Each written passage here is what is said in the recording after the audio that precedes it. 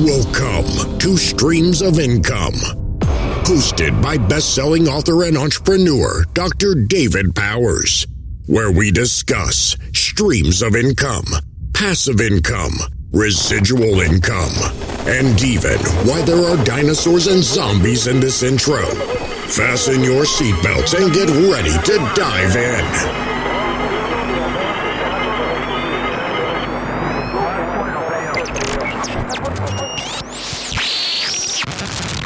All right, looks like it's recording on my end now. All right, welcome everybody to the Streams of Income podcast, and this is a special one because this one's going to be shared to the Coffee Scholar channel as well. And we are here with, as you can see from his background, if you're watching the video version, Ronald Scadina, and he is the coffee guy for EarthFirst Organics, right? Or are you like a separate contractor? Or no, it's actually I'm a co-founder. And they put me on to help with the coffee. I started with them from the beginning back in December of 2023, and a co-founder, investor, and president of all things coffee at EarthFirst Organics. Yeah, and if you're watching the video version here, I have my bag of Colombia single origin coffee here that I've been drinking. Matter of fact, I've got some right here that I'm drinking for the show, and it's been pretty good. So how did you get involved in, I guess let's cover the company first and then coffee specifically after that. Sure. So I got involved with the guys, a bunch of the guys that are the co-founders of EarthFirst about 4.5, 5 years ago when I was with another company that I had invested in, and I was the senior VP there. A new, an ingredients company by the name of Dairyland/ADM came to me, and we were negotiating creating a probiotic coffee. At that point, the lady from Dairyland introduced me to Adair Barton, the CFO of EarthFirst Organic, and said, "You need to meet Adair." And so I met Adair, and at that point, we were working on a coffee for another brand that I'm an investor in to do probiotic coffee. And with the sachets. So if you're familiar, I didn't know if we sent you some of the I think I sent you some of the sachets also. So, no, I haven't gotten those yet, but that looks pretty cool. Okay, so you're going to get some of these, and we have these in EarthFirst Organic, and they come in a sachet like this, and we put the same coffee you're drinking, we grind it for you and put it in a little tea bag. So all you got to do is dip and dunk it, 20 seconds to extract, and you got coffee. Same coffee, all ground, no instant. But it's a quick experience, and what we did was I had met Adair because we created a probiotic coffee at another company that never launched it. I was doing the innovation over there. And as we continued to develop our friendship, when the other company I was involved with, when I was let go in that company, actually in December when it was running short of funds, Adair and I with the team came together and said, why don't we create a coffee business within EarthFirst Organic and then do eventually the probiotic coffee and some other things. And my goal was really to do the coffee with mushrooms. So today, as we speak, our coffee that you're drinking is being blended with rock certified mushrooms up in Utah. So within that is awesome. The coffee you're drinking is going to have rock certified mushrooms in it, lion's made, 500 milligrams or a half a gram in every cup of coffee.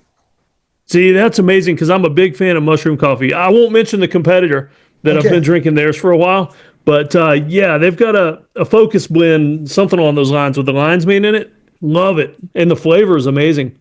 Well, if you like the flavor of this rock coffee you're drinking, we're taking the Rock Columbia Single Origin, which is an 84-point coffee, from a co-op, and we're combining it with rock certified mushrooms. So it'll be the only rock certified coffee with rock certified mushrooms that exists. I haven't seen it. We're creating it. Yeah, that's pretty amazing. I'm looking forward to that. And you guys go through some hoops for the rock certified. I mean, that's not a cheap endeavor or an easy one, I would imagine.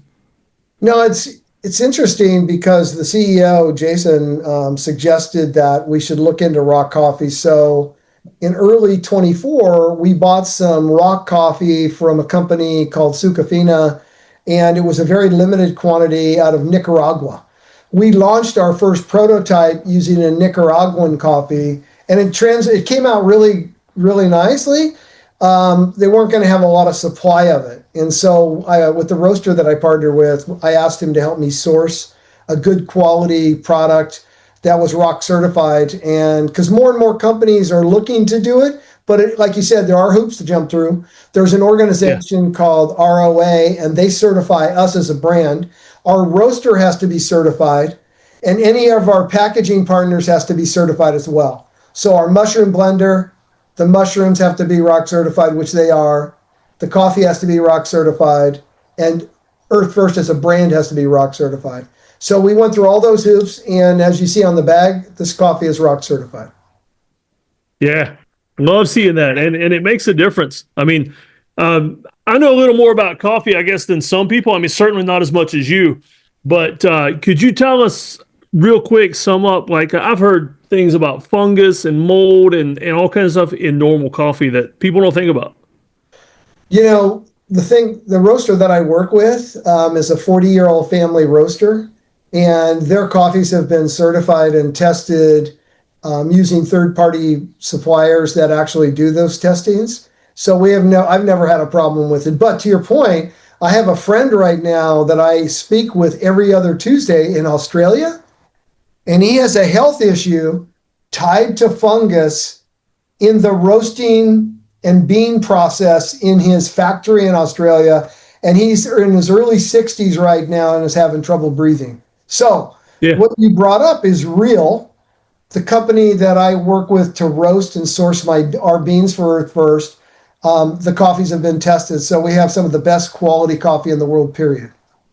Oh, yeah. That's why you shouldn't buy cheap coffee. And of course, you know, the stuff you see at the grocery store in those big plastic tubs, you know, don't ever buy that stuff. You need to order some fresh stuff. And unless you're getting into the sachets, just grind it yourself and enjoy the aroma and the process. Well, I think you're going to love this sachet, Dave. And the other thing we did, which is pretty cool, is if you take a look at this cup right here, you'll see that this is a pour over. And what happens with this, it's a little different than the sachet I just showed you, because the pour over, actually you peel the top off, and all you do is, so that you can still be involved in the process, is you pour the water into the actual pour over, and all of a sudden you got a cup of coffee. But the nice thing about this is the water goes right to the coffee, so there's no material in between it, which means the TDS of the coffee is higher, it extracts better, and it's closer to what you're doing at home if you're using a Chemex or a French press, okay? Yeah, that's pretty cool. Yeah, aside from when I'm in a hurry and I use the machine, the Chemex is my favorite way to go. I think it's good. Yeah.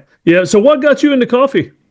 Well, so you're going to love this. I was bussing tables at a restaurant while going to college in 1978.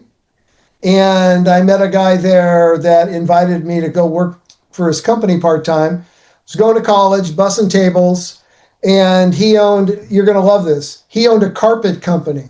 Okay, what does carpet have to do with coffee?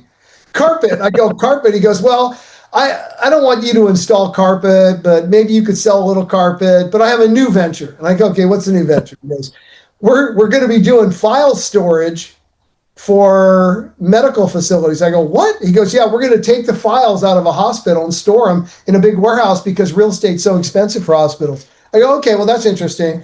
So he hires me as the guy to kind of help sell carpet on part-time and kind of help him launch a new startup called File Safe. So we're going to file storages. Okay, all the way fast forward. A guy comes along. He wants to buy the file storage business. He meets me. He said, hey, can we have lunch? I said, sure. He goes, look, I'm not interested in the business. I'm interested in you. I own a coffee company, he said. I want to teach you about coffee. I go, what? I don't know anything about coffee except cream and sugar and peanut butter dunked in coffee on Saturdays with my dad. Cream and sugar, because he's from New York, peanut butter toast. So that's how that was our cheap donut, a piece of bread, white bread with peanut butter, and we dunked it in coffee, and we called that a donut. Okay, that was our donut. Well, wow. So I've never heard of that before. Yeah, cream. Well, the New Yorkers love cream and sugar, and we use toast because when you're like, my dad came out of the Depression era, it's like they're poor. They can't, they're not buying donuts. They got a little piece of white bread, right? So this guy taught me coffee. He knew coffee. He had been in it 25 years. He worked for Bunn Coffee Brewers, the big commercial company. They're still in business. And he was traveling 10 states with his boxer fixing machines for Denny's for Bunn to keep all the machines brewing coffee 24/7. He taught me about coffee equipment. He taught me about coffee. And we had a coffee service. And I worked for him for 5 years. One of the years when I worked for him, he had a heart attack. When he had the heart attack, I ran the business with his wife who did the bookkeeping. So at 21 years old, I was running a coffee service in Silicon Valley, and we were doing office coffee, which wasn't even heard of back then, where we gave you a free coffee machine if you bought our coffee.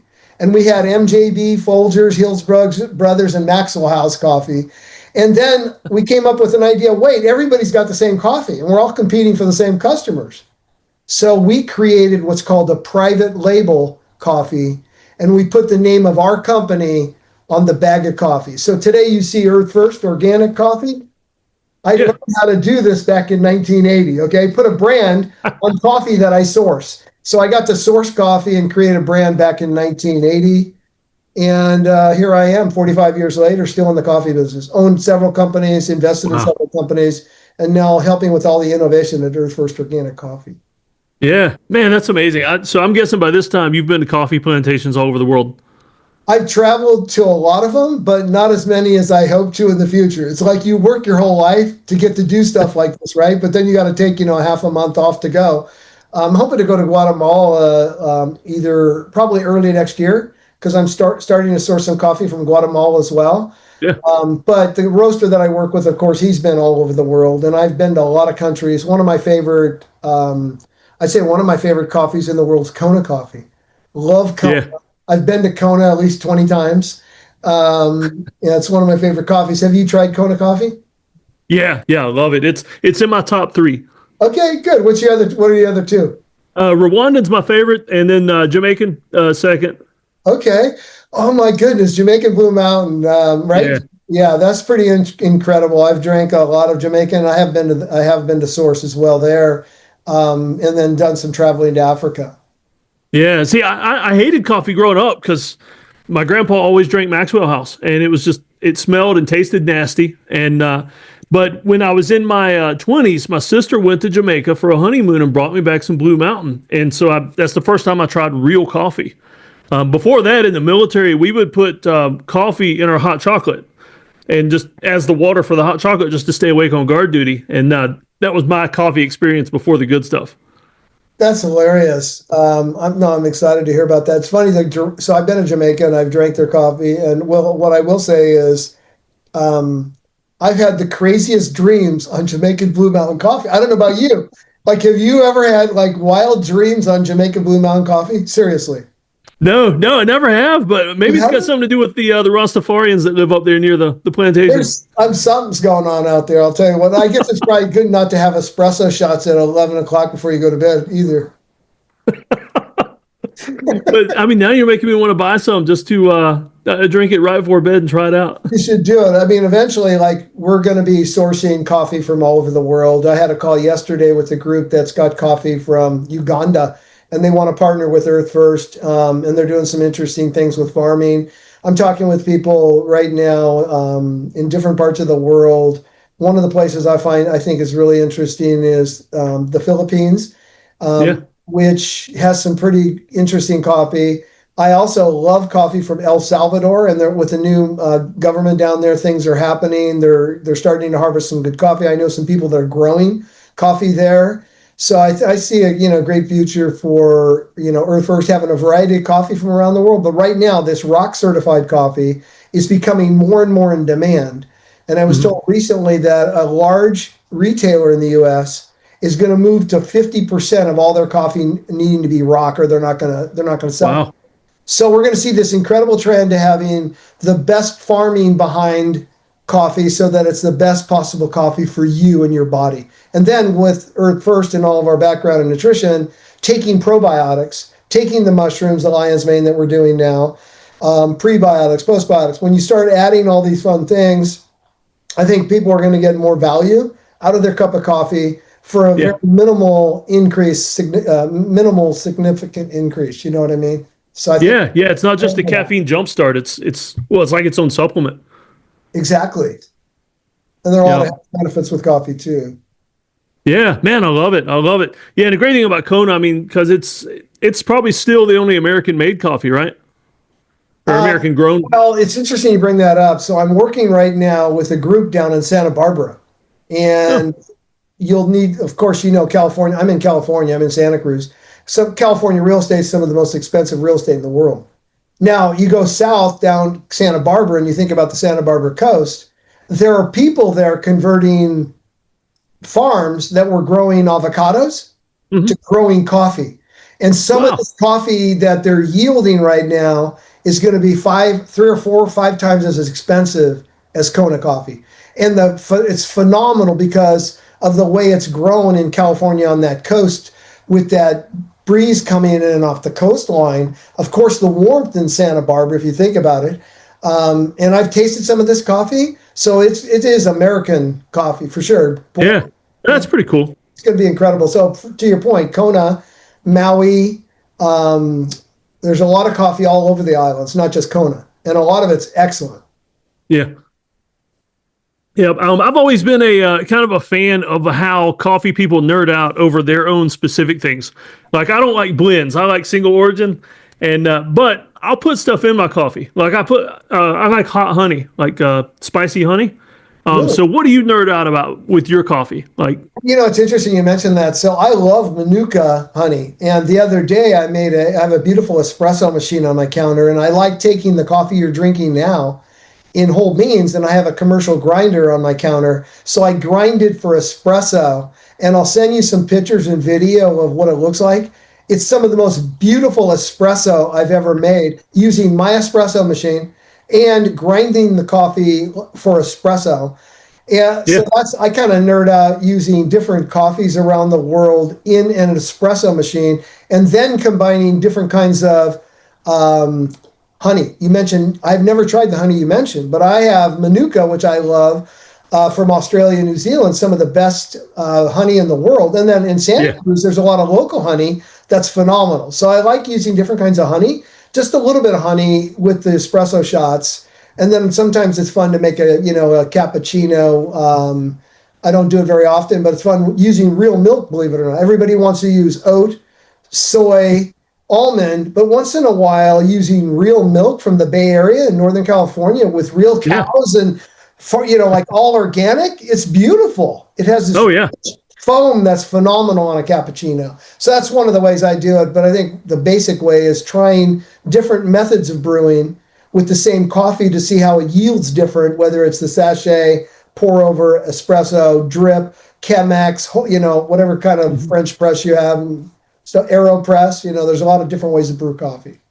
Yeah, that's pretty cool. Yeah, the spicy honey, right now I should have it in some Jamaican. It's Scotch bonnet peppers in the honey.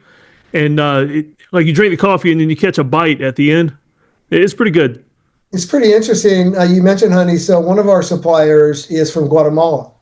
Their farm's a 100-year-old family farm in Guatemala. And now to make more money for the farmers, they're doing honey with flowers from the coffee plant. Yeah. So if you think of the coffee cherry, there's flowers, and the honeybees, they're taking the honey that's created by the honeybees from the coffee trees. And I just got a gallon of it from my partner out of Guatemala, and I've been using the Guatemalan honey from the bees from the coffee flower with coffee, which is like, so that's another way I'm geeking out, right? To your point. Yeah, that sounds interesting. I wonder if there's any caffeine content in the honey itself just because of the...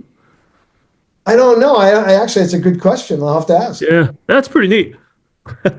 All right, so we've nerded out about coffee. For the streams of income side of things with the podcast, so what all have you done leading up to this? I mean, you mentioned some of the carpet cleaning and the other stuff, but what else have you done in your career that's kind of led you to this point, or just... or other things that you did that's like, man, I am never doing that again?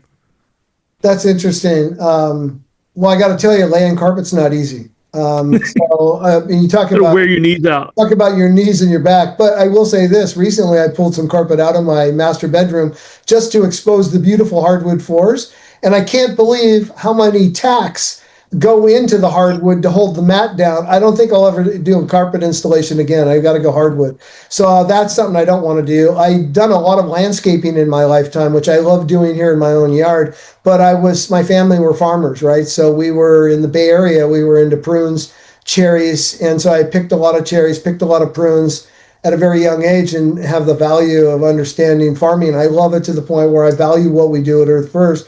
At a company called another coffee company, I helped them do about 12 million in revenue in 4 years, and we raised 15 million of investment capital to create a technology that's proprietary with patents in 20 countries right now for that fully compostable packaging.